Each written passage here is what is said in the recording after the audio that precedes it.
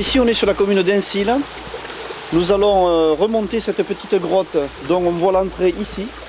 Et on va remonter la rivière qui coule ici. Donc cette rivière sort de sous la terre, c'est une exurgence. Et elle continue sur une centaine, 200 mètres de long à l'intérieur sous la terre. C'est une jolie cavité parce qu'elle résume en quelques dizaines de mètres pratiquement tout ce qu'on trouve en spéléologie. De la rivière souterraine, de l'eau, des méandres, c'est-à-dire des endroits rétrécis où l'eau a cheminé pendant plusieurs milliers d'années. Nous allons trouver des concrétions, stalactites, stalagmites, draperies. Nous allons trouver des gouttelettes d'eau qui tombent du plafond.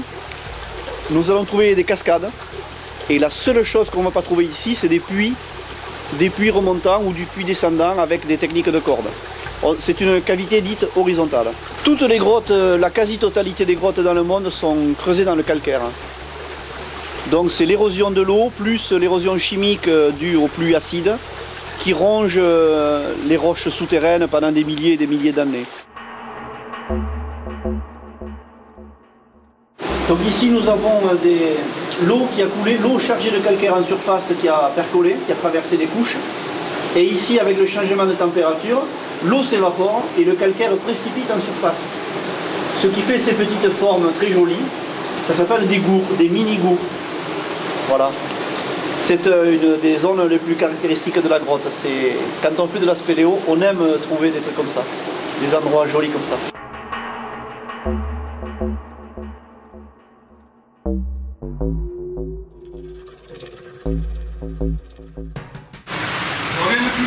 C'est bon, on peut continuer, il n'y a pas trop d'eau.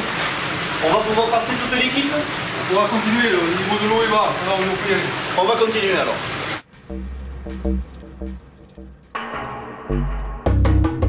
Cette grotte, elle a été redécouverte il y a 2 ans à peu près par Olivier Delors. Donc on n'avait aucune trace dans la bibliographie de cette grotte. On sait qu'elle a été fréquentée parce qu'on a trouvé des anciennes cartouches de flash des années 60 à peu près. Mais personne ne la connaissait, donc on l'a redécouverte il y a 2 ans à peu près. Et on a fait exploration du réseau. Bon, actuellement le réseau continue par là. Le problème c'est qu'il y a un siphon et il est accessible seulement au niveau des plongeurs. Parce qu'il reste 10 cm entre la roche et l'eau. Donc il faut des combinaisons de plongée pour continuer le réseau.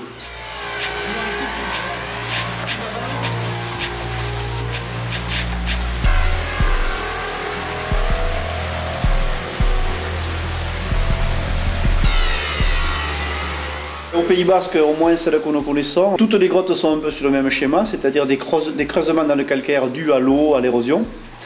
Rarement des fissures, c'est surtout du travail de l'eau.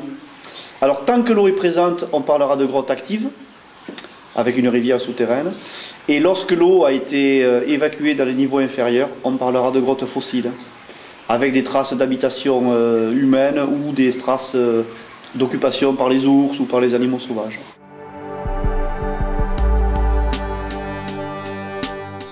Malheureusement, il y a des grottes qui ne sont pas jolies, où il n'y a que de la terre et de la boue. Mais il nous arrive de trouver des grottes avec des magnifiques concrétions, des draperies, des coulées de calcite, stalactites, stalagmites, gouttelettes, des gours. Tout ce travail de l'eau et de la roche au fil des ans, nous on trouve ça joli, quoi, on trouve ça magnifique. Surtout de le trouver après 1 heure ou 2 heures de progression.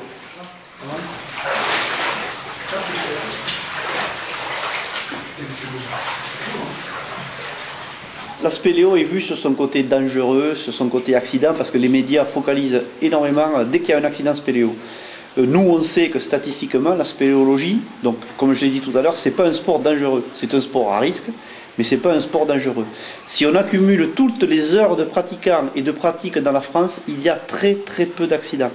Très peu d'accidents de spéléologie, dès l'instant où c'est pratiqué par des gens qui sont fédérés à la Fédération française de spéléo, ou des gens qui sont initiés et qui ont la connaissance du milieu, la connaissance du matériel.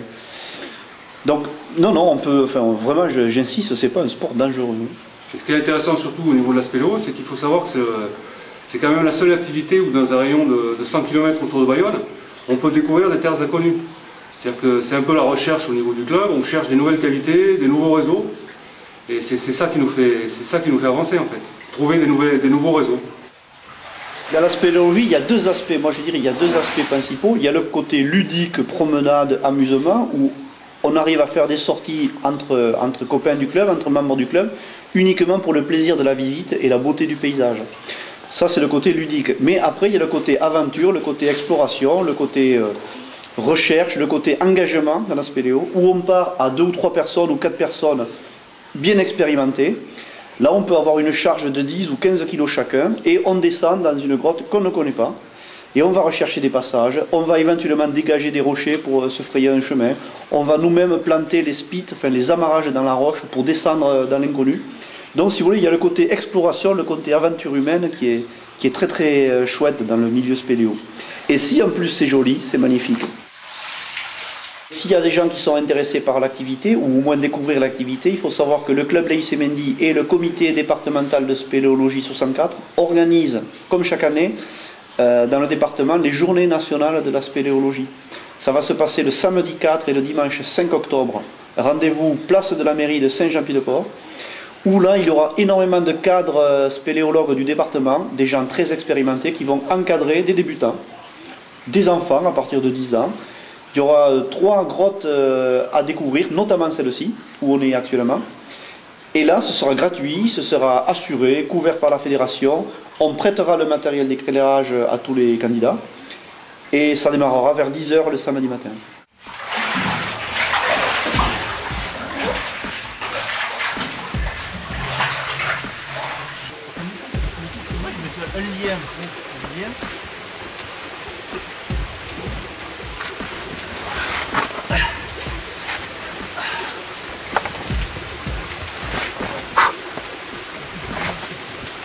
C'est libre!